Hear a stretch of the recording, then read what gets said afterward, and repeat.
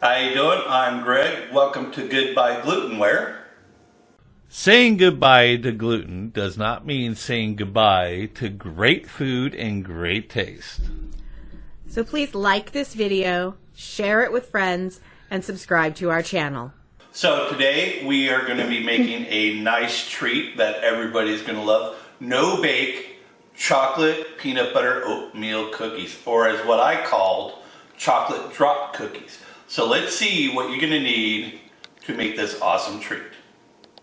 So this is what you're going to need to make these cookies. This is what we're going to need for these cookies. I'm making a double batch. One, because my eldest is coming into town to come spend the holidays. And another is because we're going to be giving some to our neighbors. So what we're going to utilize is, we're going to give you the ingredients for the single batch since this is the double batch. Okay, you're going to need a half a cup of milk,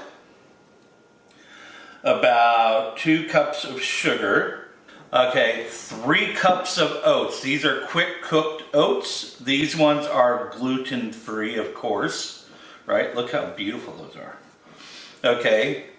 Half a cup of chunky peanut butter. You could use creamy if you want, but actually, tell you the truth, this is about 1.5 cups because I generally go against our recipe and I like add an extra, 1/4 cup per batch.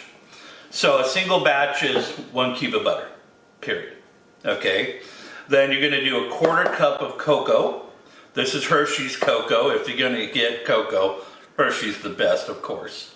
And then 1 teaspoon of vanilla. This is Watkin vanilla. They are extremely good, and you can find them in most stores. We usually get ours at Walmart or Fred Meyer's.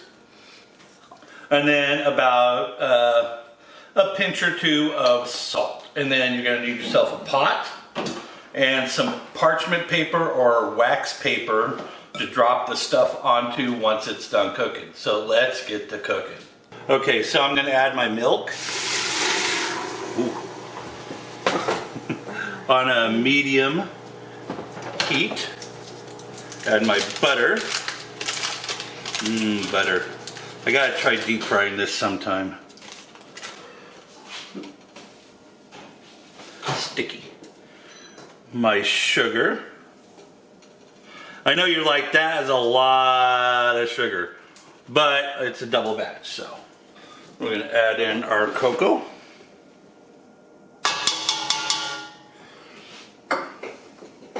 And I'm actually going to add in my salt now. This way it is thoroughly blended in. And also my vanilla. So I'm going to make sure that is fully cooked and melded into it instead of being added later on. Okay.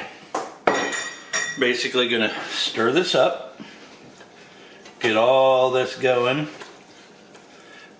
Oh my God, it already smells so good. As soon as that caramel hits the sugar, hits the liquid, it is literally just lighting up my nasal receptors, and it's like firing the neurons into my brain. And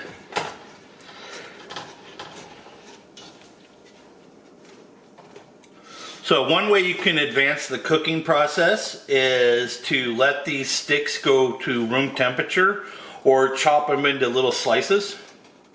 So you want to make sure you're pretty much stirring this a lot. Not whipping it, but stirring it. This way your sugar, your sugar doesn't burn. Okay, now the cocoa has already been incorporated. The butter is melted. The smells are driving my taste buds crazy. So now what I'm going to do is let this sit for a few minutes until it starts to boil, and then I'm going to let it boil for 1 minute and then add our other ingredients in. Okay, so at this point it's all going to start moving really quickly, so I suggest having someone get out your wax parchment paper. Actually, it's probably best to do that prior to putting this stuff on the stove. get everything ready to go, because what we're going to do once this is done, I'm going to remove it from the heat. We got about 40 seconds. So I'm prepping everything out of the way. It's been a minute. I'm removing it from the heat. Okay. So I'm going to add in my peanut butter first. Now remember, you can use chunky. Now if you want, like, if people are allergic to peanut butter, you can add, like, you know, maybe tahini to it. You know, anything. But generally this is more of a peanut dish. I think I'm going to have to make a peanut flavored caramel corn. What do you think? I mean, that sounds really good, actually.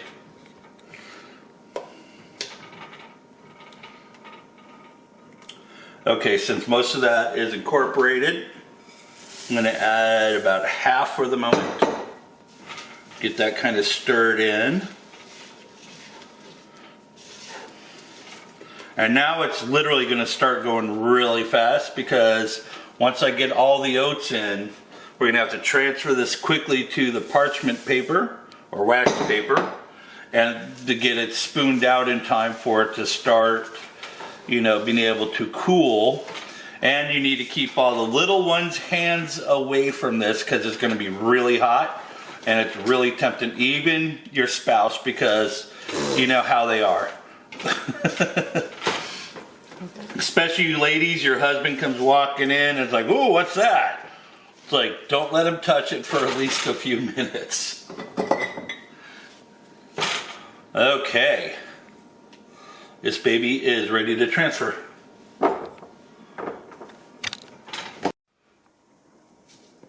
Now you don't have to worry about your stuff being perfectly shaped or whatever.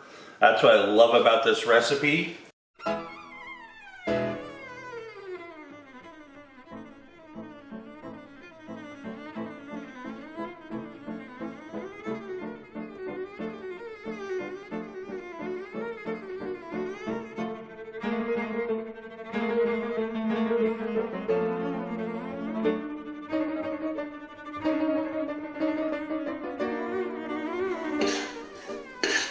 So now, you can cool these off faster, put a cookie sheet in the freezer, and then put the parchment paper on top, and then go ahead and stick them on that, and it'll cool them off really fast.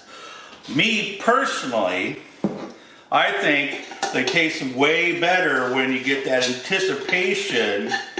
Your whole house is smelled with that chocolate and peanut butter.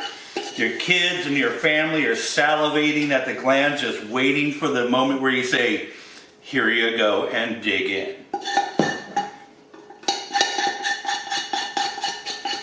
Now it only took me about a minute or and a half to do these, because like I said, the chocolate goes very quickly and cools off. I mean, that's the last one, and that cooled off really fast. So I hope you guys enjoyed this video. I love this part of the entire video. Yummy, chocolatey goodness.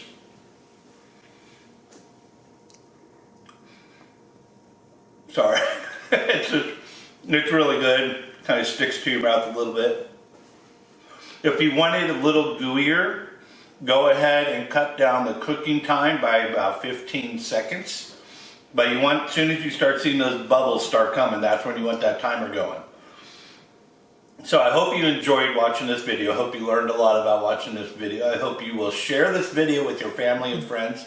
Remember to always send us comments. We love to hear from all of you, especially you subscribers, and hopefully you people who are just watching it today will become one of our subscribers. And remember what we always say here at Goodbye Gluten.